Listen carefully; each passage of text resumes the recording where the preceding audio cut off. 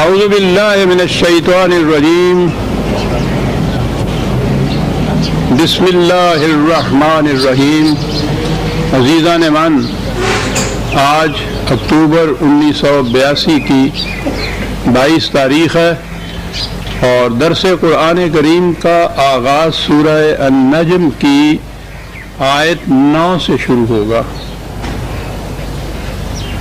سورہ النجم کی سابقہ آیات میں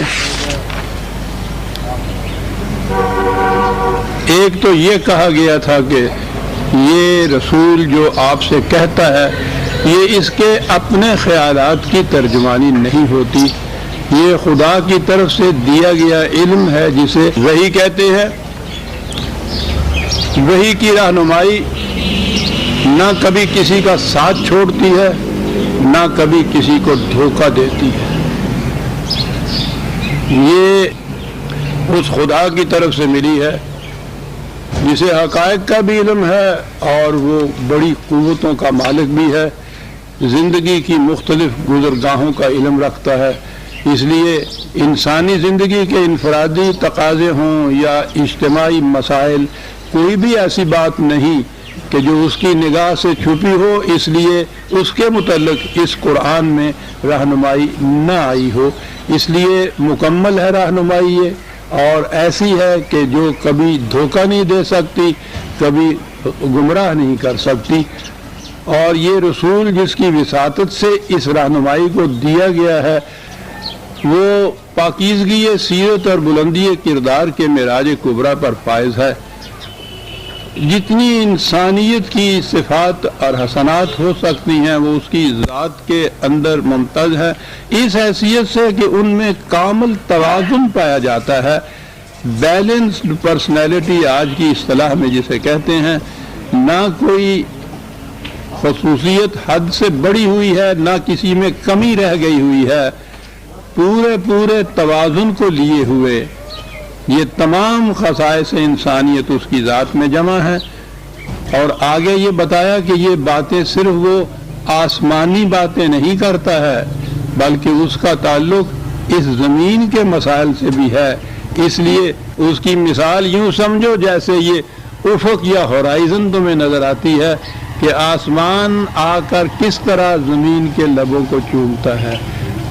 تو رسول کی یہ خصوصیت بھی عظیم ہوئی کہ وہ نرا فلاسفر یا نرا صوفی نہیں ہے کہ وہ اپنی ہی ذات اور اپنے ہی تخیلات سے اس کو واسطہ ہے، وہ آسمان علم کی بلندیوں کے بعد زمین کی پستیوں کے اوپر آتا ہے، کیونکہ اس کا معاملہ انسانی دنیا سے آ کے پڑھنا ہے۔ وہ یہاں آتا ہے تو پھر ان معاملات کے قریب تر ہو جاتا ہے، تارک دنیا نہیں ہوتا بلکہ اور قریب ہو جاتا ہے، انسانی معاملات کی گہرائیوں میں اترتا ہے۔ یہاں تک عزیزان من یہ 8ویں سورت تک ہم آئے تھے۔ اب سوال یہ پیدا ہوا کہ رسول کی یہ جتنی صفات ہو، اس کی کردار کی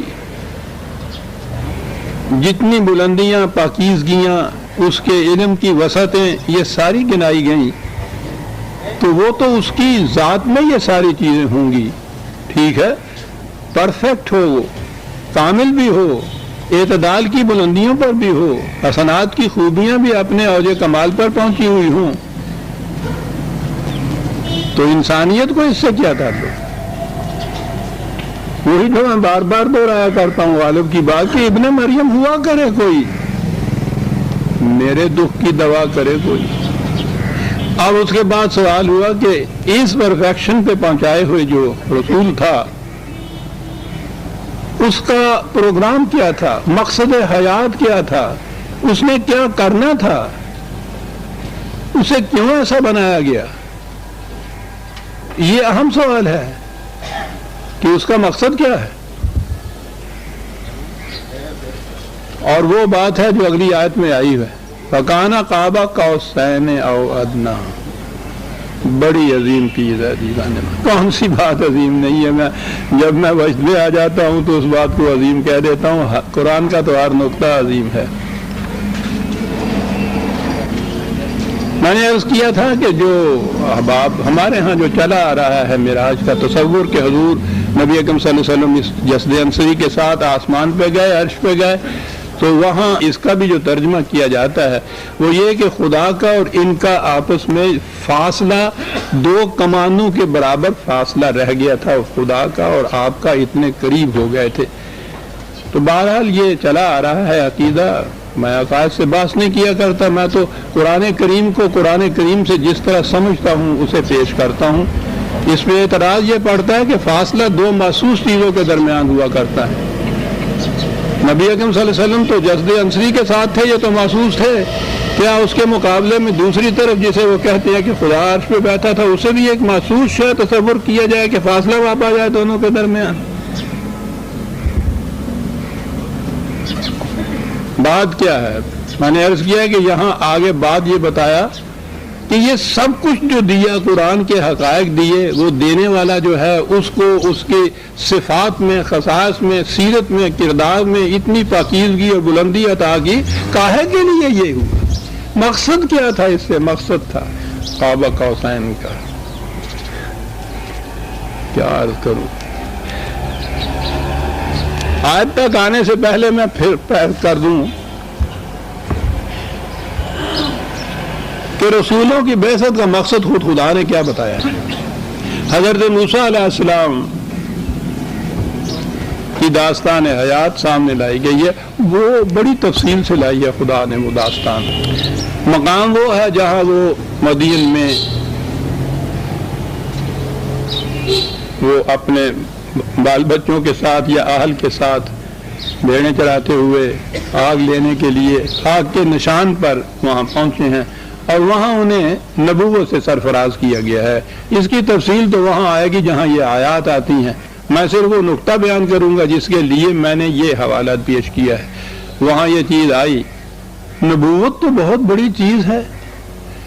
حضرت موسیٰ علیہ السلام یہ تو جانتے تھے نبوت کیا ہوتی ہے، یہ تصور میں بھی نہیں آ سکتا تھا کہ ان کو تاج نبوت سے سرفراز کیا جائے گا۔ جب یہ بات وہاں آئی تو تشکر اور احسان مندی کے جذبات سے وہ سر جھک گیا بارگاہ الہی کے اندر کہ یہ تو بڑا احسان عظیم ہے تم آپ کا جو مجھ پہ آپ نے یہ کیا ہے کہ موسیٰ یہ پہلا احسان نہیں ہے جو تم پہ کیا گیا ہے۔ بڑی خوبصورت ہے، سورہ طٰہٰ کی یہ آیات ہیں، 20/37 سے بات شروع کیجیے، اگر قرآن ہیں ساتھ نسخے تو دیکھیے کیا الفاظ ہیں۔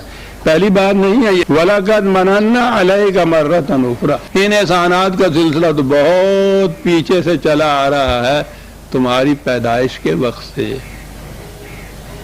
جب تمہارے لیے یہ انتظام کیا گیا کہ تم فرعون کے محلوں میں پہنچو۔ بنی اسرائیل کے گھرانے کا یہ ایک بچہ ہے، محکوم اور غلام قوم کا، آخر میں جا کے اس نے ٹکراؤ پیدا کرنا ہے فرعون اور فرعون کی سیاست سے۔ اپنے اس ماحول کے اندر رہتے ہوئے تو اسے پتہ ہی نہیں چل سکتا تھا کہ محلاتی سیاست ہوتی کیا ہے، اور جب اس کا علم ہی نہیں ہو سکتا تھا اسے، تو یہ اس کا مقابلہ کیسے کر سکتے تھے؟ اب اس محکوم قوم کے گھرانے میں پیدا ہونے والے بچے کو ان معاملات کا عملی تجربہ کرانا مقصود تھا، اس کے لیے اسے فرعون کے محل میں بھیجا گیا، پرورش وہاں ہوئی۔ کہنے لگے کہ موسیٰ یہاں سے بات شروع ہوئی تھی، پھر اس کے بعد یہ نہیں تھا کہ تم نے شہزادہ بننا تھا، فرعون کے بعد فرعون کی طرح ایک بادشاہ بننا تھا، تمہیں تو انسانوں کے مسائل اور عوام کے جو مسائل ہیں ان کو حل کرنا تھا، تو ان کا بھی تو تجربہ ضروری تھا، تو وہاں سے گزار کے تمہیں مدین کے میدانوں میں بھیجا گیا۔ اور بہترین تجربہ ہوتا ہے ریوڑ چرانے سے، بڑی عجیب چیز ہے یہ۔ وہاں تم نے 12 برس تک زندگی بسر کی، عوام میں زندگی بسر کی، فطرت کی فضاؤں میں زندگی بسر کی، ریوڑ چرائے، ان کے معاملات سنوارے، یہ کچھ کرتا ہوا چلا گیا تم۔ اور اس کے علاوہ وَفَتَنَّاكَ فُتُونًا، کتنی ہی کٹھالیاں تھیں جن میں سے تمہیں گزارا گیا اور اس طرح سے اس سونے کو کندن بنایا گیا۔ کیا الفاظ ہے صاحب، بہت سی کٹھالیاں تھیں جس میں سے تمہیں گزارا گیا۔ یہ کاہے کے لیے یہ سب کچھ کیا گیا ہے؟ ٹھیک ہے تمہارے اندر ایک تبدیلی پیدا ہو رہی تھی، ان تمام کٹھالیوں میں گزرنے تھے، لیکن یہ کچھ تمہاری خاطر نہیں کیا جا رہا تھا۔ عزیزان من سنیے، وہ جو کہتے ہیں نا کہ خدا کی دین کا موسیٰ سے پوچھئے حوال، آگ لینے کو جائے پیمبری مل جائے، یعنی ویسے ہی کہ کوئی تھا اس وقت پیمبری دینی تھی، خدا نے کسی طرح سے ہاتھ میں رکھا ہوا تھا وہ تاج، یہ جا نکلے وہاں، انہوں نے وہاں آنکھ دیکھی اور اس کے سر پہ رکھ دیا، کوئی اور جاتا اس کے سر پہ رکھ دیا۔ وہ جو وہ یہاں ہمارے ہاں کے معاذ اللہ وہ نبی کہتے ہیں میں نہ آتا تو کوئی اور ہی آیا ہوتا۔ لو یہ خصوصیت ہے نبوت کی۔ یہ سارا کچھ کیوں کرایا، یہ کیوں یہ سب کچھ یہ تمام مراحل طے کرائے، ان کٹھالیوں میں سے کیا لفظ ہے قرآن کا، ان کٹھالیوں میں سے کیوں گزارا، ثم جئتا علی قدر یا موسیٰ، اس کے بعد کہیں جا کر تم ہمارے معیار پہ پورے اترے۔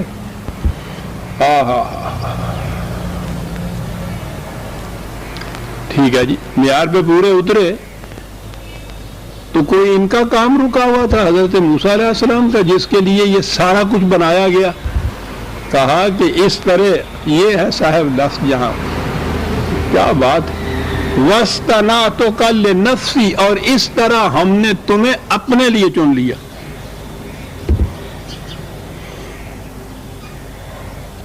خدائے قادر مطلق کائنات کی ہر شے اس کے قبضہ قدرت میں، اس کو اس کی کیا ضرورت پڑی ہوئی ہے کہ ایک انسان کو اس کی پیدائش کے زمانے سے تیار کرتا چلا جا رہا ہے، ان مراحل سے گزارتا چلا جا رہا ہے، ان بھٹیوں سے اس کو نکالتا چلا جا رہا ہے، پھر وہ جا کے ایک مکمل انسان بنتا ہے، اور وہ کاہے کے لیے بنتا ہے؟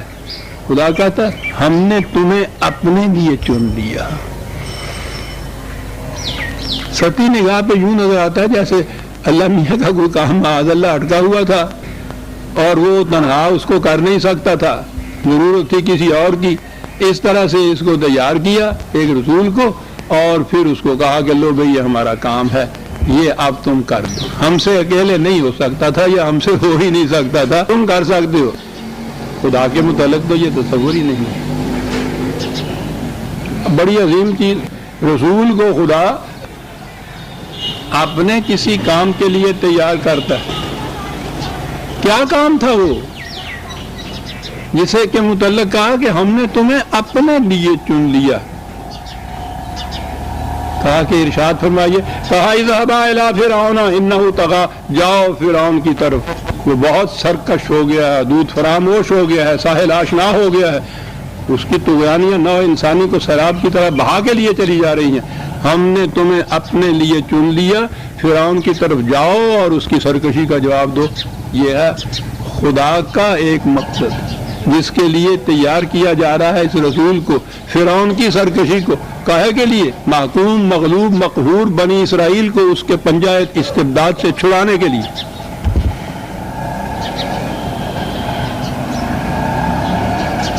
مقصد ہے خداوندی۔ یہ دوسرے مقام پہ ہے کہ ہم نے چاہا کہ بنی اسرائیل کے اوپر اپنا احسان کریں اور ہم نے پھر یہ انتظام کیا، یعنی ایسے مشیت خداوندی ہے یہ کہ بنی اسرائیل کو فرعون کے چنگل سے آزاد کرایا جائے، مشیت خداوندی تھی۔ غور کیجیے عزیزان ایمان، خدا کے پروگرام، مشیت خداوندی ہو جس کی یہ کیفیت ہے کہ وہ کسی شے ارادہ بے شائن، وہ تو اگر ارادہ ہو کسی شے کا تو فیقول لہ کن فیکون، وہ تو اس وقت وجود میں آ جاتی ہے۔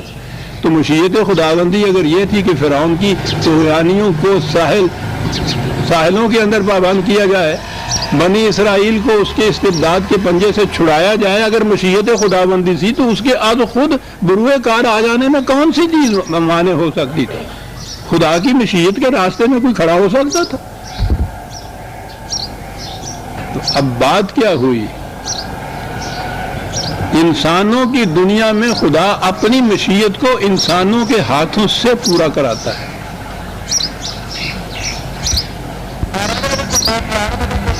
یہ ہے اصل چیز، اسے سمجھ لینے سے قرآن کے بے شمار مقامات سمجھ میں آ جاتے ہیں۔ منسوب وہ اپنی طرف کرتا ہے، ہم نے یہ کیا، ہم نے یہ کیا، ہم نے فرعون کی طغیانیوں کا اس کو مزہ چکایا، ہم نے اس کی تباہی کا سامان پیدا، ہم نے اس کے ساتھ یہ کیا، وہ ہم نے یہ کچھ کرتا ہے، اور ہم نے کی کیفیت یہ ہے کہ وہ تیار کر رہا ہے ایک شخص کو اس مقصد کے لیے، وہ کہتا ہے وہ جاؤ جو ہم نے کرنا تھا کرو جا کے۔ تقدیر کی گرہیں کھل جاتی ہیں عزیزان ایمان اس مشکل ترین مسئلے کی، جو ارسطو کے زمانے سے لے کے حضور کے وقت تک نہیں، آج تک بھی فلاسفروں کے نزدیک لا ينحل مسئلہ بنا ہوا ہے۔ قرآن یوں اس کو گرہ کو کھول کے رکھ دیتا ہے، کیونکہ مشیت اس کی وہ ہوتی ہے، اس لیے وہ اپنی طرف منسوخ کرتا ہے کہ ہم نے یہ کرنا تھا، وہ خود بخود نہیں کرتا آ کر۔ اتنی بڑی قدرت، اتنا بڑا اقتدار خود بخود کرنے کا، اتنا اقتدار رکھنے کے باوجود وہ خود نہیں کرتا، انسانوں کی دنیا میں آ کے وہ اپنی مشیت کو انسانوں کے ہاتھوں سے پورا کراتا ہے۔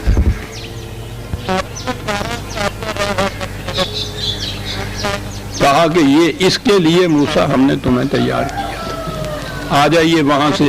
تو گویا یہ میں نے اس لیے یہ عرض کیا ہے کہ یہ بات، اصولی بات سمجھ میں آ جائے کہ خدا اپنے پروگرام کو، اپنی مشیت کو انسانوں کی دنیا میں نافذ کس طرح سے کرتا ہے۔ رسول کا اور خدا کا تعلق یہاں سے پتہ چل گیا کہ خدا کی مشیت اس کے ہاتھوں سے وہ پوری ہوگی، یہ ہے دونوں کا تعلق، اسے ذہن میں رکھیے۔ آ جائیے اب نبی اکرم صلی اللہ علیہ وسلم کی بعثت مقدسہ کی طرف، جماعت مومنین کی طرف۔ اعلان کیا وَقَانَ حَقًّا عَلَيْنَا نَصْرُ الْمُؤْمِنِينَ 30/47۔ مومنوں کی مدد کرنا ہم پر فرض ہے۔ الفاظ بھی وہ کم درجے کے نہیں ہے، حقاً علینا، خدا پر فرض ہے، واجب ہو جاتی ہے مومنوں کی مدد کرنا۔ تو آپ سوچئے کہ اگر کہیں کوئی مومنوں کی جماعت مدد کی محتاج ہو تو وہ تو فریضہ خداوندی ہے ان کی مدد کرنا۔ یہ مدد کیسے ہوتی ہے؟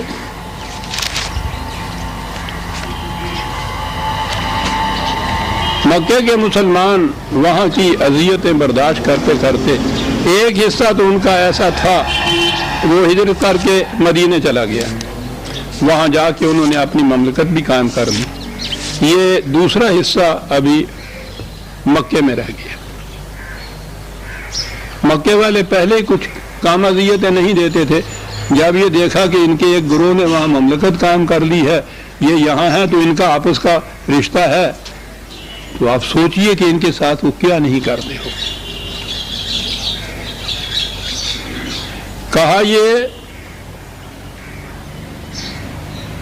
کہ ان مکے کے مستضعفین نے، مظلوموں نے خدا سے فریاد کی کہ ہمارے لیے کچھ انتظام کر، ہم یہاں سے نکل نہیں سکتے، کوئی ہماری مدد کو آ نہیں سکتا، اور یہاں کی اذیتیں اور تکلیفیں ناقابل برداشت ہو گئی ہیں۔ میں سمجھتا ہوں کہا ہوگا کہ تم نے تو کہا ہوگا حقاً علینا نصر المؤمنین، مدد کرنا ہم پر واجب ہو گئی ہوئی ہے، تو اپنا وہ فریضہ آپ کب ادا کریں گے؟ خاک ہو جائیں گے ہم تم کو خبر ہونے تک۔ معلوم ہے کیا جواب دیا؟ ان سے کچھ نہیں کہا، مدینہ کے مسلمانوں سے کہا کہ جن کے پاس اب اتنا سامان ہو گیا تھا کہ وہ اپنی مدافعت بھی کرتے اور دوسرے کی مدد بھی، مدینہ کے مسلمانوں سے کہا کہ مالکم لا تقاتلون فی سبیل اللہ، وہ تمہیں کیا ہو گیا ہے ان کی مدد کے لیے اٹھتے نہیں ہو؟ یعنی وہ خدا سے پکار رہے ہیں ہماری مدد کر، خدا نے کہہ رکھا ہے کہ ہم پر واجب ہو جاتی ہے یہ مدد مومنین کی، وہ پکار رہے ہیں، خدا کیا کر رہا ہے؟ مدینہ کے مسلمانوں سے کہتا ہو کیا ہو گیا ہے تمہیں؟ آگے ہے بات، وَالْمُسْتَضْعَفِينَ مِنَ الرِّجَالِ وَالنِّسَاءِ وَالْوِلْدَانِ الَّذِينَ يَقُولُونَ رَبَّنَا أَخْرِجْنَا مِنْ هَٰذِهِ الْقَرْيَةِ الظَّالِمِ أَهْلُهَا وَاجْعَلْ لَنَا مِن لَّدُنْكَ وَلِيًّا وَاجْعَلْ لَنَا مِن لَّدُنْكَ نَصِيرًا ہوگا. کہاں سنتے نہیں ہو کہ وہ وہاں مکے کے مظلوم کس طرح سے پکار رہے ہیں ہمیں کہ اے خدا یہاں سے نکالنے کا کوئی سامان پیدا کر, یہاں رہتے ہوئے ہمارے لیے کوئی مددگار کہیں پیدا کر, کوئی مدد کا انتظام کر. وہ سنتے نہیں ہو مدینے کے مسلمانوں, وہ کس طرح خدا ہمیں پکار رہے ہیں اور تم اٹھتے نہیں ہو. بات صاف ہو گئی.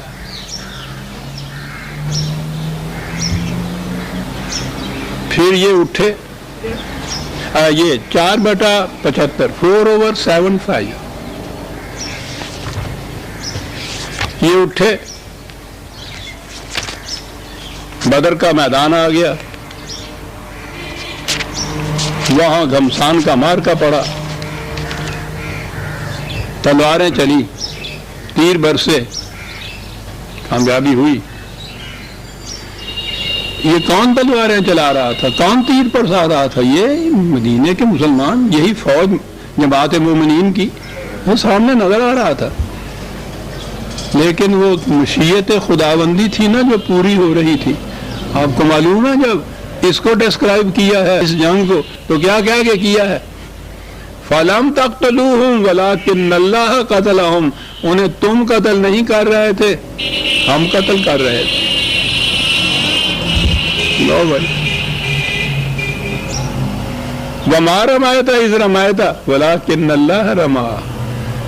تم نہیں تیر چلا رہے تھے, ہم خود تیر چلا رہے تھے.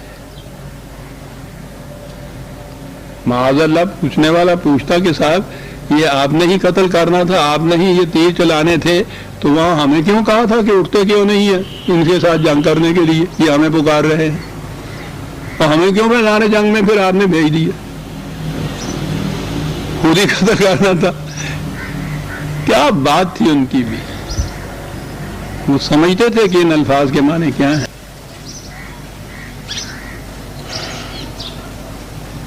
وہ چیز یہ درس میں وہ غالب کا شعر متعدد بار آ چکا ہے, جس کے متعلق میں نے کہا تھا کہ نعت کی دنیا میں کم از کم میری نگاہ سے اس سے بہتر شعر نہیں گزرا.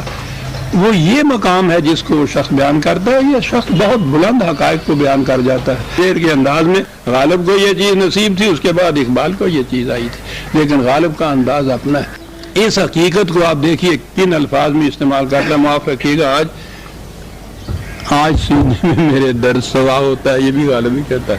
کچھ موسم کی تبدیلی کا اثر ہو جاتا ہے, کوئی بڑھاپا بھی ساتھ ہوتا ہے. کیا کہتا ہے غالب؟ تیر قضا ہارائینہ در ترکش حق است. یہ ٹھیک ہے, قضا کے تیر خدا کے ترکش کے اندر رکھے ہوئے ہوتے ہیں. ترکش جانتے ہیں نا, جس کے اندر تیروں کا مٹھا ہوتا ہے, وہاں سے ایک ایک تیر نکال کے چلاتے ہیں. تیر قضا ہرائینہ در ترکش حق است لیکن کشاد یہاں سے کمان محمد است. تیر نکلتا ہے خدا کی قضا کا محمد کے کمان سے.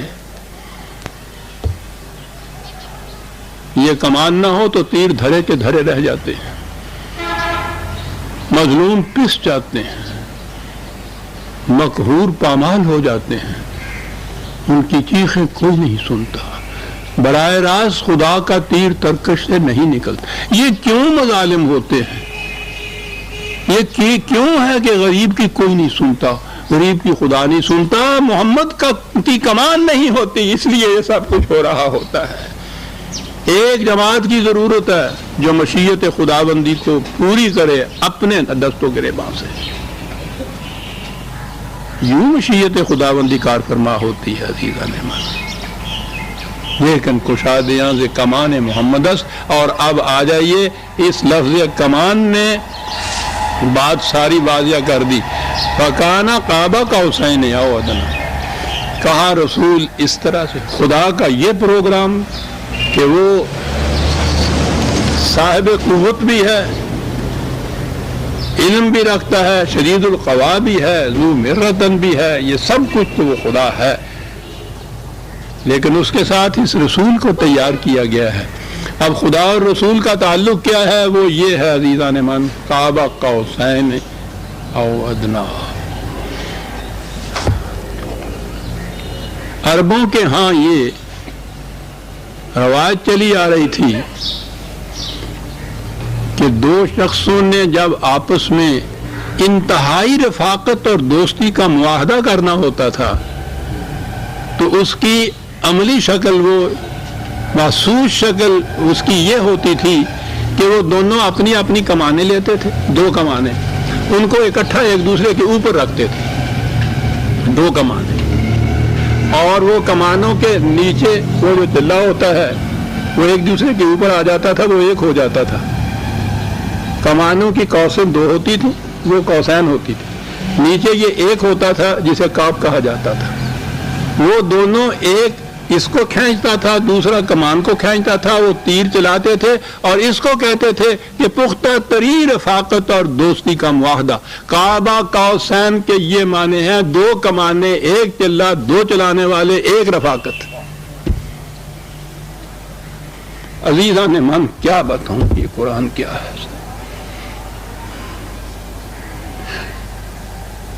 اور پھر یہ بات ذرا کہ جی کس طرح سمجھ گئے تھے وہ حضور کے زمانے کی اولی مخاطب، وہ عرب جو تھے، وہ جہلا جو تھے، وہ اس طرح سمجھ گئے تھے۔ قرآن کہتا ہے ہم نے ان کی زبان میں اسے نازل کیا تھا، یہ ان کی زبان تھی، وہ جانتے تھے کعبہ قوسین کس کو کہتے ہیں، وہ تو یہ کرتے تھے روز۔ خدا اور رسول کا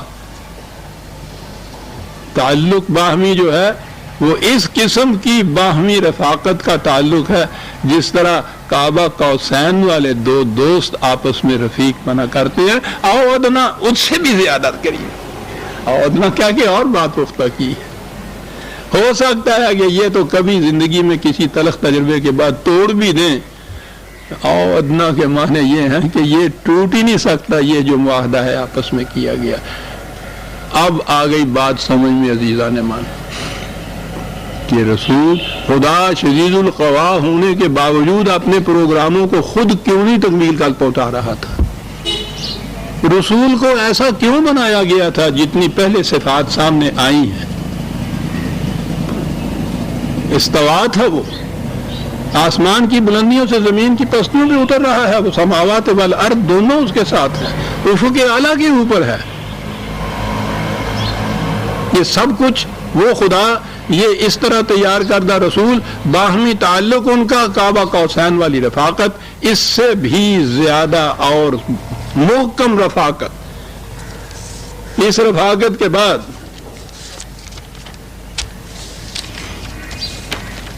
عزیزان من یہ جو مسئلہ ہے معراج شریف کا سارا حل ہو جاتا ہے۔ مجھے افسوس یہ ہوتا ہے کہ ایک آیت ہے جس نے بات ہی ساری واضح کر دی۔ یہ سارا کچھ کرنے کے بعد اگر یہ بات ہو کہ حضور خود وہاں موجود تھے، خدا سامنے موجود تھا، دونوں باتیں آپس میں کر رہے تھے، تو وہ تو کوئی بات ہی اور تھی نا کہ ہم نے رسول کو یہ بتا دیا۔ آگے آتا ہے فَأَوْحَىٰ إِلَىٰ عَبْدِهِ مَا أَوْحَىٰ، اس قسم کا رسول، یہ ہماری مشیت، یہ اس کے پورا کرنے کا طریق، یہ طریق ہم نے وحی کر دی اپنے عبد کی طرف، وحی کر دی۔ وحی تو حضور پر 23 سال ہوتی رہی تھی، وحی کے لیے تو عرش کے اوپر جانے کی ضرورت نہیں تھی، حتیٰ کہ پہلی وحی بھی جو تھی وہ زمین پہ ہی ہوئی تھی، 23 سال وحی حضور کی زمین پہ ہی ہوتی رہی۔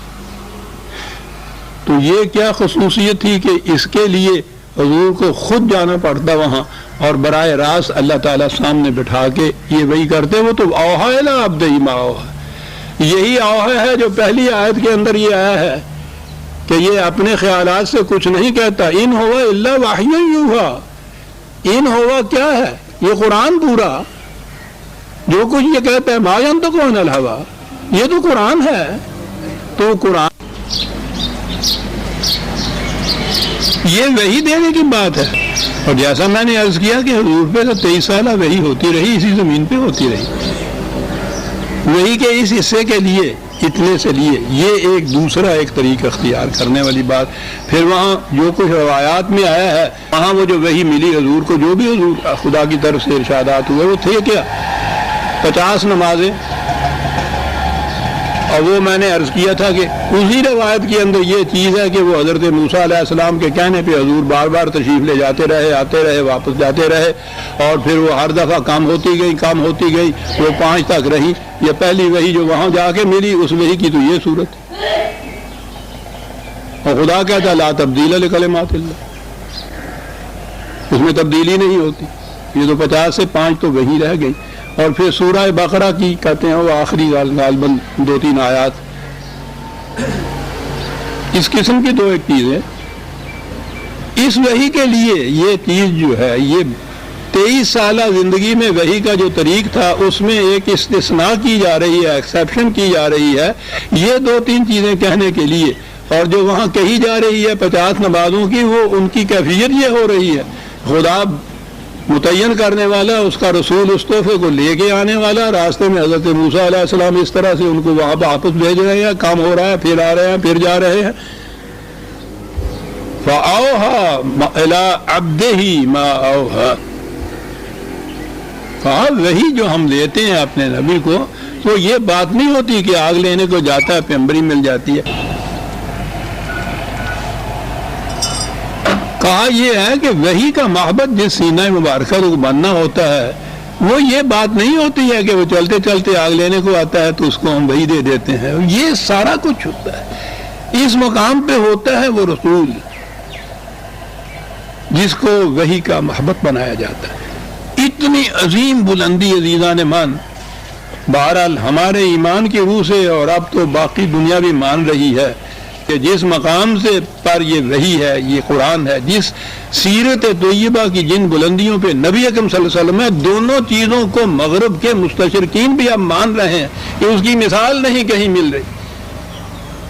عالم انسانیت میں بعد از خدا بزرگ توئی، قصہ مختصر۔ میں نے اس لیے اپنی حضور کی سیرت پہ جو کتاب لکھی ہے، معراج انسانیت، میں نے اس کا نام رکھا ہے۔ تصور میں بھی نہیں کیا جا سکتا اس سے بلند تر کوئی انسان، لیکن آپ کو پتا ہے کہ خدا کے ہاں اس کا مقام کیا ہے؟ فَأَوْحَىٰ إِلَىٰ عَبْدِهِ مَا أَوْحَىٰ،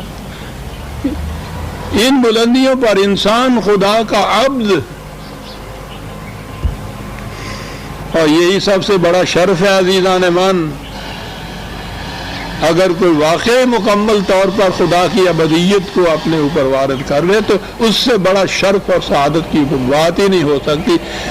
جتنی فضیلتیں اور جتنے حسنات ہیں، سارے اس کے صدقے میں آ جاتے ہیں اگر خدا کی ابدیت حاصل کر لی جائے، محکومیت، اطاعت، اتباع اس کے قوانین کا۔ تو رسول کی حیثیت عبد کی حیثیت، اور ہمارے لیے یہ ایک بہت بڑی چیز، مقام رسالت کے متعلق بھی یہ کہہ دیا کہ اس سے آگے نہ بڑھانا۔ رسول قدم قدم پہ کہتا رہا، انا بشرم مثلکم، انا بشرم مثلکم، تمہارے جیسا ایک انسان، وہی مجھ پر آتی ہے۔ ادھر سے خدا وہی دینے والا یہ کہہ رہا ہے کہ اس کا مقام جو ہے ہمارے عبد کا مقام ہے۔ خدا اور رسول کا تعلق جو ہے یا نسبت جو ہے مقامات کی، وہ یہ ہے، یہ عبد ہے خدا کا رسول۔ اب جو رسول جو ہے وہ خدا کا عبد ہے، تو باقی جتنے بھی ہیں، کتنے ہی مقامات بلند اپنے لیے کیوں نہ تجویز کر لیں، ابدیت سے آگے تو نہیں جا سکتے۔ آگے اگر گئے تو وہ خدا کی سند حاصل نہیں ہو سکتی۔ وہ تو رسول کو بھی اپنا عبد کہتا ہے، تاب دیگراں چیر ست۔ فَأَوْحَىٰ إِلَىٰ عَبْدِهِ مَا أَوْحَىٰ، یہ وہی کیا ہے؟ میں نے عرض کیا تھا کہ یہ عجیب جلیل صورت ہے صاحب، ایک ایک دو لفظوں کی ایک ایک آیت ہے، کائنات کی حقیقتیں سمٹ کے آ گئی اس کے اندر۔ وہی کیا ہے؟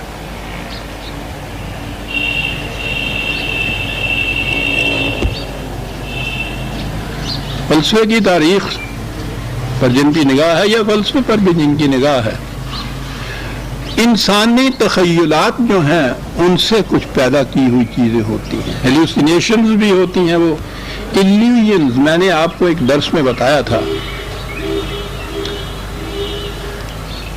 عربی زبان کی روح سے بھی اور ادھر سے فلاسفرز کے ہاں سے بھی ایک چیز ہے جس کو انہوں نے ریالٹی کہا، حقیقت، ٹھوس، وہ ہر آن میں حقیقت ہوتی ہے۔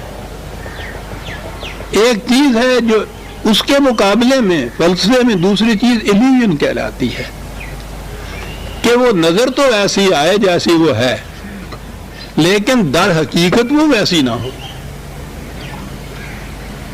فریب نگاہ ہو۔ وہ تو خیر اور چیز ہے کہ وہ کس چیز کی پیدا کردہ ہوتی ہے۔ اقبال نے ایک مصرعے میں ان دونوں کو واضح کیا ہے، ریالٹی اور ایلیوژن کو۔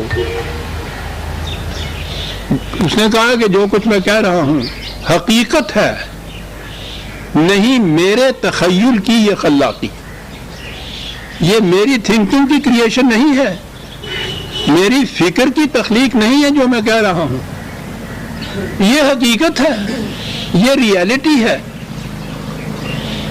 تو ایک تو یہ بات سامنے آتی ہے کہ وہی حقیقت ہوتی ہے، اور حقیقت وہ شے ہوتی ہے جو بدلتی نہیں ہے، معدوم نہیں ہوتی، ابدی ہوتی ہے، ہمیشہ کے لیے ہوتی ہے، ویسی کی ویسی ہوتی ہے۔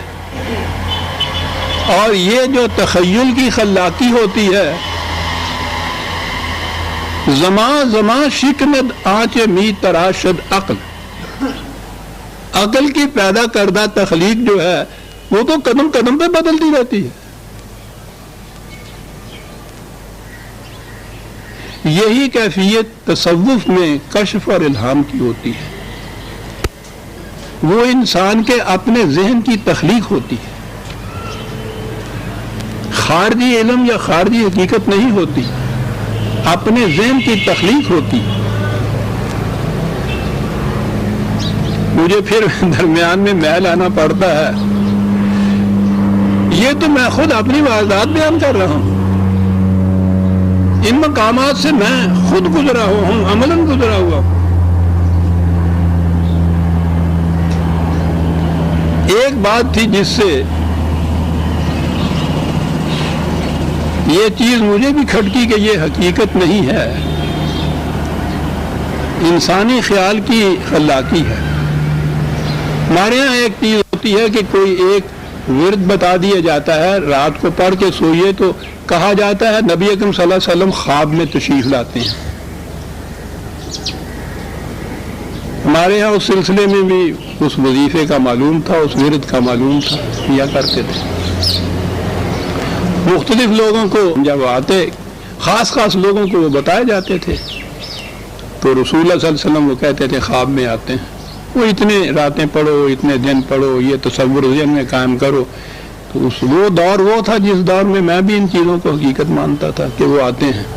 میں عرض کر رہا ہوں کہ میری طبیعت فطرت کی کرم گستری تھی کہ بڑی نقاد واقع ہوئی تھی، ہر چیز کے اوپر مانتا تھا میں وہ تقلیداً ان چیزوں کو اس دور میں ابر، لیکن کھڑا ہو کے سوچتا بھی تھا کبھی یہ جن کو یہ کچھ یہ ورد بتایا اور جنہوں نے دیکھا، میں نے ان میں سے ہر ایک سے پوچھا کہ حضور کو آپ نے خواب میں دیکھا ہے تم نے، تو کس قسم کی مشابہت تھی، ان کی شباہت کیسی تھی، حلیہ کیسا تھا؟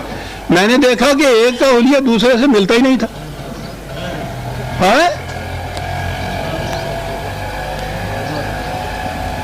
میں عرض کروں گا، مجھ سے پوچھا جاتا ہے کہ تم نے یہ تصور چھوڑا کیوں تھا؟ یہ چیزیں تھیں، یہ میں ان میں سے ایک بات بتا رہا ہوں آپ کو۔ میں تو نہ کسی چیز کو یوں اختیار کرتا ہوں، نہ اسی طرح سے جھٹک کے چھوڑتا ہوں۔ اللہ بھیا نا کھڑا ہو گیا میں کہ یہ کیا چیز ہے۔ اگر حضور ہی تشریف لاتے ہیں خواب میں تو وہ تو ہر ایک کے خواب میں وہی ہونے چاہیے۔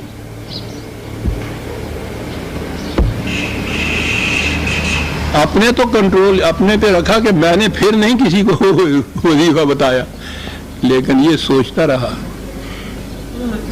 کہ یہ تو تخیل کی خلاقی ہے، ہر ایک کے اپنے اپنے تخیل کی.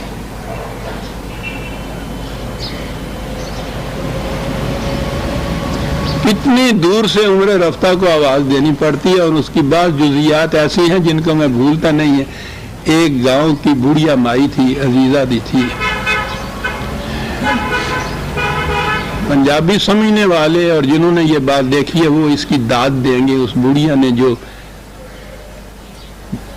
بیان کی تھی، جو حقیقت اپنے الفاظ میں، اس کی تشبیہ پہ جائیے تو وہ بتا رہی تھی مجھے ایسے. میں نے کہا کہ مائی رنگ کیسا تھا حضور کا؟ غور کیجئے گا، جن کو یہ ذہن میں بات آتی ہو وہ اپریشیٹ کریں گے. کہنے لگی جس طرح نہ رسی ہوئی لسوڑی ہوں ہے نا، اس طرح نہ رنگ.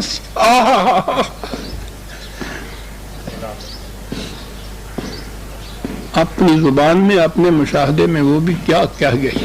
ہزار شاعریاں صدقے ہیں اس تشبیہ کے اوپر. میں نے کہا ہے اس کی داد وہ دے سکتا جس نے کبھی رسی ہوئی لسوڑی دیکھی ہوئے، تازہ ہوئے تھے اوپر ہی ہوئے پیڑ دے پینی دے نال لگی ہوئے، رسی ہوئی لسوڑی سی بچہ ایویں رنگ سیاہ. میں نے کہا یہ محبت ہے رسول کی جو اس کی زبان سے بول رہی ہے. یہ عشق تھا رسول اللہ صلی اللہ علیہ وسلم کی ذات کا، حضور کے حسن مبارک کا، جو اس کے تخیل میں اس تشبیہ کے نام میں آیا ہے. کتنی خوبصورت تشبیہ. لیکن میں کہہ یہ رہا تھا کہ یہ اپنے تخیل کی ساری چیزیں، یہ کشف اور الہام عزیزان من یہ وہی نہیں ہے. وہی خارجی حقیقت ہوتی ہے، انسان کے اپنے تخیل کی خلاقی نہیں ہوتی. زمان زمان شکند آنچ میتا شدا کل، بدلتا چلا جاتا خود اپنی پہ واردات اسی طریقے سے وہ جو کشف اور الہام کی چیزیں تھی بدلتی چلی جاتی ہیں.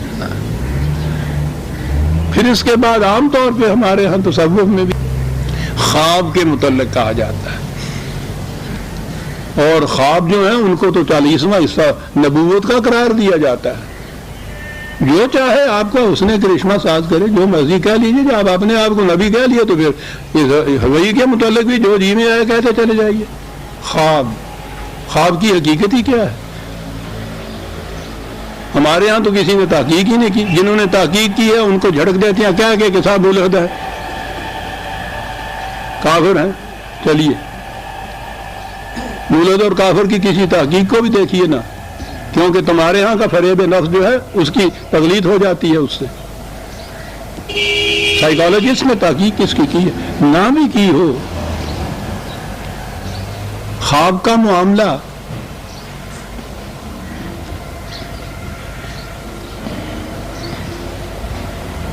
پھر آ گیا غالب. کیا باتیں کر جاتا یہ شخص. تھا خواب میں خیال کو تجھ سے معاملہ. خیال کو عجیب شخص ہے یہ. اس کے دور میں ابھی یہ خوابوں کے متعلق اتنی نفسیاتی تحقیقات ہوئی نہیں تھی. اب ہوئی ہے کہ وہ بھی ایک خیال ہوتا ہے جو خواب میں متشکل ہو کے آتا ہے، اگرچہ وہ نفس غیر شعوری میں دبا ہوا خیال ہوتا ہے. لیکن غور کیجیے یہ کیا کہا گیا. تھا خواب میں خیال کو تجھ سے معاملہ، جب آنکھ کھل گئی نہ زیاں تھا نہ سود تھا، کاک بھی نہیں تھی بولے. خواب کی دنیا. اجازت دے تو ذرا نیچے ہو تو کہ تھوڑی سی شگفتگی کی بات بھی کر لوں. خواب میں دیکھا اس نے بکری ہے، خریدار آ گیا ہے، یہ 100 روپیہ مانگتا ہے، وہ 50 روپیہ دیتا ہے. سودا ہوتا چلا جا رہا ہے، 60-70 تک بات پہنچی تو اس کی آنکھ کھل گئی. آنکھ بند کر کے کہتا ہو تو 40 اٹھ پئی.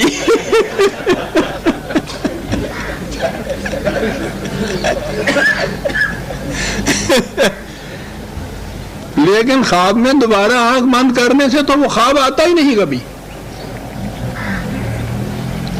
لگ جاتا گاگ جڑا ہوتا. تھا خواب میں خیال کو تجھ سے معاملہ، جب آنکھ کھل گئی نہ زیاں تھا نہ سود تھا. قرآن کہتا چلا جا رہا ہے کہ وہی ان چیزوں سے بالکل الگ حقیقت ہوتی ہے، وہ تخیل کی خلاقی نہیں ہوتی. وہ تصورات کی دنیا کے بنی ہوئی چیزیں، حقیقتیں جو بن کے تمہیں علیون دکھائی دیتی ہیں وہ نہیں ہوتی، خوابوں کے معاملے وہ نہیں ہوتے، وہ حقیقت ہوتی ہے۔ دلیل کیا ہے؟ کہا کہ خواب میں، ایلین میں، ہیلوسینیشن میں، نگاہ کی فریب کاری میں جو کچھ نظر آتا ہے، جب وہ چیز نہیں رہتی تو دل اس کی تصدیق نہیں کرتا کہ وہ واقعی بات ٹھیک تھی، دل نہیں تصدیق کرتا، نگاہ کا فریب ہوتا ہے، فریب کھل جاتا ہے، دل خود اس کے متعلق کیا دیتا ہے کہ ہاں یہ چیز تو میری آنکھوں کا فریب تھا۔ ایویں پیمسا جی پیاسی جانتے ہیں آپ پنجابی، دل تصدیق نہیں اس کی کرتا، دل تصدیق کرتا ہے کہ وہ چیز نہ رہے، خواب نہ بھی رہے تو وہ حقیقت اسی طرح سے ہو، وہ تخیل نہ رہے تو پھر بھی وہ حقیقت اسی طرح سے ہو، پھر وہ اس کی تصدیق کرتا ہے۔ کہا کہ ہم نے اپنے عبد کی طرف اس مقام پہ پہنچ کے وحی کی، اور وحی کی کیفیت یہ تھی کہ ما کذب الفؤاد ما رأى، جو کچھ دیکھا اس نے، اس کے دل نے اس کی تکذیب نہیں کی۔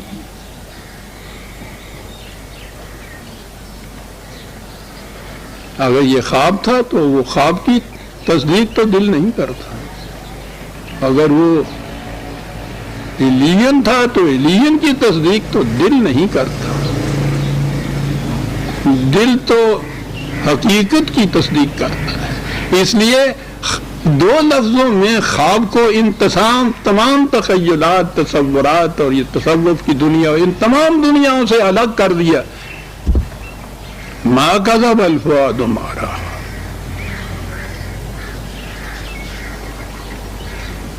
اس کا ثبوت کیا ہے؟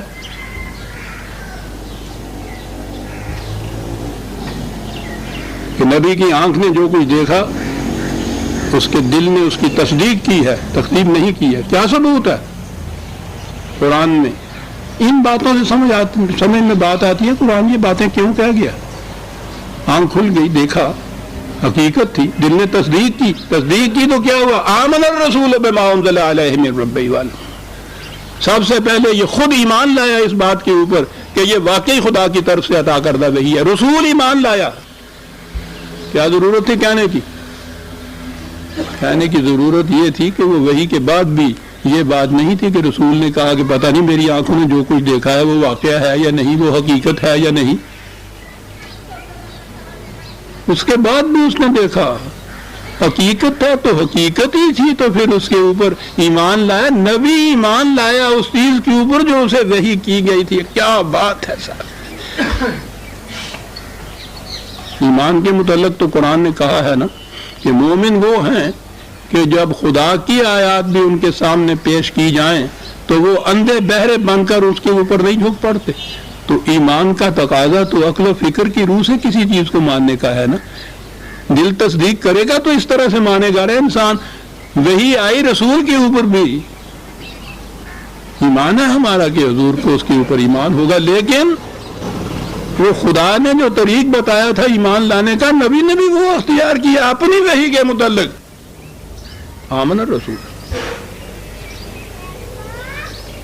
ایمان لایا، یہ اس کا ثبوت ہوا کہ ما کذب الفؤاد ما رأى۔ اس لیے ان مخاطبوں سے کہا کہ افا تمارونہ علی ما یرا، جس چیز کو، حقیقت کو اس نے اپنی آنکھوں سے دیکھ کے قبول کیا ہے، اس کے متعلق تم اس سے جھگڑ رہے ہو۔ تم ٹھیک ہے، ایلین کے متعلق جھگڑو، ہیلوسینیشن کے متعلق جھگڑو، تخیل کی خلاقی کے متعلق جھگڑو، کشف و الہام کے متعلق جھگڑو، وہ چیزیں تو اس نے خود دیکھی ہیں، اس کا دل تصدیق کرتا ہے، اور تمہیں پھر ثبوت اس کا یہ ہے۔ عزیزان من، خواب کی باتوں کو آپ دلیل اور برہان کی روح سے کسی کو نہیں سمجھا سکتے کہ میں اڑتا چلا جا رہا تھا، اوپر چلا گیا اور درمیان میں دیکھا ایک پری آ گئی اولی، اسے پوچھے گا کہ میاں کوئی دلیل دو اس کے لیے، وہ کہنے گا دلیل تو نہیں، تو میں نے خواب میں دیکھا ہے۔ قرآن نبی جو کچھ پیش کرتا ہے اپنی وحی کو دلیل اور برہان کی روح سے پیش کرتا ہے، علم و بصیرت کی روح سے منواتا ہے۔ کہا اس میں تم اس سے جھگڑے ہو جس کے لیے وہ دلیل دے رہا ہے تم. وہ یہ تو نہیں کہہ رہا کہ ہاں صاحب حضرت صاحب نے دیکھیا سی اسی تکیا سی ہوئے ماننا ایمان نہیں مانتا جا کر لوں. وہ تو یہ نہیں کہتا. وہ کہتا ہاتھو برہانکم ان کنتم صادقین. جو میں کہتا ہوں دلیل کی بنا پہ کہتا ہوں. تم اس سے انکار کرتے ہو دلائل لاؤ. کشف و الہام اور خواب جو ہیں تخیلات جو ہیں ان کے لیے دلیل نہیں پیش کی جا سکتی. عجیب دنیا ہے یہ وحی کی. سرچشمہ ہے وحی کائنات سے ماورا. علم وحی حاصل ہوتا ہے اپنی فکر کا اس میں کوئی دخل نہیں. لیکن جو وحی ہے اس کو خالص فکری طریقے کے اوپر پیش کیا جاتا ہے. ہر قسم کی فکری دلائل کے اوپر پورا اترتا ہے. وہ کہ جس کا علم حاصل ہونا فکر کی بنیاد پہ نہیں ہے. یہ ہے وحی عزیزان من. کہاں سے اس کی مثال کو لے آئے گا؟ وہ جو قرآن کہتا ہے کہ لاؤ اس کی مثال لا ہی نہیں سکتا کوئی. الا ما جرا. اگلی بات اور 23 سال تک یہ وحی ملتی رہی حضور کو. میں نے عرض کیا ہے نا کہ خواب کی دنیا میں ایک خواب جو آپ کو آ جائے لاکھ کوشش کیجئے ہو سکتا ہے کہ اس کے کچھ خد و خال دوسری دفعہ آ جائیں آپ کے پاس. وہ تمام خواب کی جزیات دوبارہ ساری عمر کبھی نہیں آتی. محض کوئی چیزیں نمایاں جو تمہارے تخیل کے اندر زیادہ جنہوں نے گرفت کی ہو وہ تو کبھی دوبارہ آتی ہیں. تمام جزیات کے ساتھ دوبارہ نہیں آتی. خواب ایسا نہیں ہوتا. یہ جتنی تخیل کی خلاقیاں ہوتی ہیں ایلیجنز ہوتے ہیں وہ بھی دوبارہ اس طرح سے نہیں آتے. کہا کہ اس نے تو وَلَقَدْ رَآهُ نَزْلَةً أُخْرَىٰ. یہ وہ چیز ہے کہ بار بار اس کو وہی ہوتی ہے جس میں کوئی تبدیلی نہیں ہوتی. یہ ہے وہ وحی جو اس کو ہوتی. آپ دیکھ رہے ہیں کہ اس صورت کے اندر یہ ابھی ہم 12ویں آیت تک 13ویں تک ہی آئے ہیں. دو لفظوں کے اندر کیا کیا حقائق کی دنیا مستور چلی آ رہی ہے. وہ حقائق جن کا تعلق میٹا فزکس سے ہے ماورات طبیعیات سے ہے فلسفے سے سائنس سے ماورا ہے سرچشمہ اس کا. ان حقائق کو جاہلیت عرب کی زبان میں بیان کیا جا رہا ہے. بنیاد اس کی یہ ہے کہ وہ علم جو ہے ما ينطق عن الهوى رسول کی اپنی فکر کا نتیجہ نہیں ہے اور فکر کے ہر تقاضے کو پورا کرتا چلا جاتا ہے جو کچھ وہ وہی دی گئی ہے.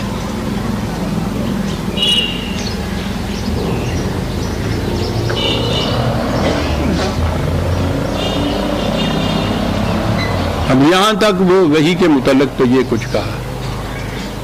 اب ایک نبی جس کو وہ وحی ملتی ہے اور انسانی عقل.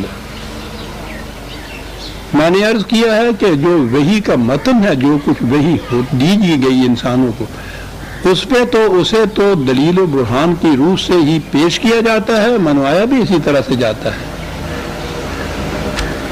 یہ بات تو انسانوں کی سمجھ میں آتی ہے.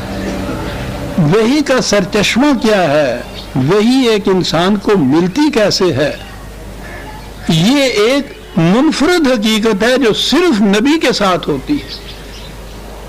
دنیا کا کوئی اور انسان اسے جان ہی نہیں سکتا کیونکہ کسی اور انسان کو اس طرح سے خارج سے علم ملتا ہی نہیں. اسے وہ علم کہتا ہے وہ اس کے تحت شعور میں دبی ہوئی کچھ حقیقتیں ہوتی ہیں. اس کے شعور کی تخیل کی خلاقی ہوتی ہے. خواب کی دنیا کے شواہد کچھ ہوتے ہیں. یہ اس قسم کی چیزیں ہوتی ہیں. ول پاور کی کنسنٹریشن سے جن کو ہم کشف و الہام کہتے ہیں یہ چیزیں ہوتی ہیں. یہ چیزیں انسان کی دنیا کے ساتھ ہوتی ہیں. انسان کی دنیا میں کوئی بھی وحی کا سلسلہ تو خیر ختم ہو گیا لیکن اس کے اوپر ڈسکشن تو جاری رہے گی. فلسفہ بہت آگے بڑھتا چلا گیا لیکن یہ بات کسی کی گرفت میں نہیں آ سکتی کہ وہ سرچشمہ علم کیا ہو سکتا ہے. کہ جس میں انسانی فکر کی کوئی دخل نہ ہو اور وہ اس قسم کے حقائق اس کو براہ راست ملتے ہوں اور وہ حقیقتیں ہوں اس کے ذہن کی اس کا تخیل نہ ہو. یہ وہ مقام ہے جہاں واقعی فلسفہ بھی گم ہے، عقل انسانی اس کا حل نہیں پیش کر سکتی. وہی کہ یہ بھی ایک خصوصیت ہے. وقت ہو گیا ہے اور اگلی آیت ہے عند سدرۃ المنتہا.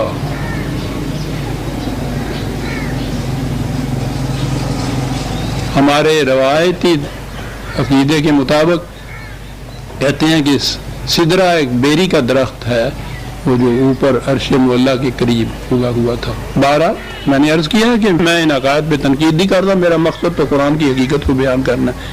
یہ سدرۃ المنتہا کیا ہے؟ وقت ہو گیا، اسے ہم اگلے درس پہ اٹھا رکھتے ہیں. ربنا تقبل منا انک انت السمیع العلیم. شکریہ.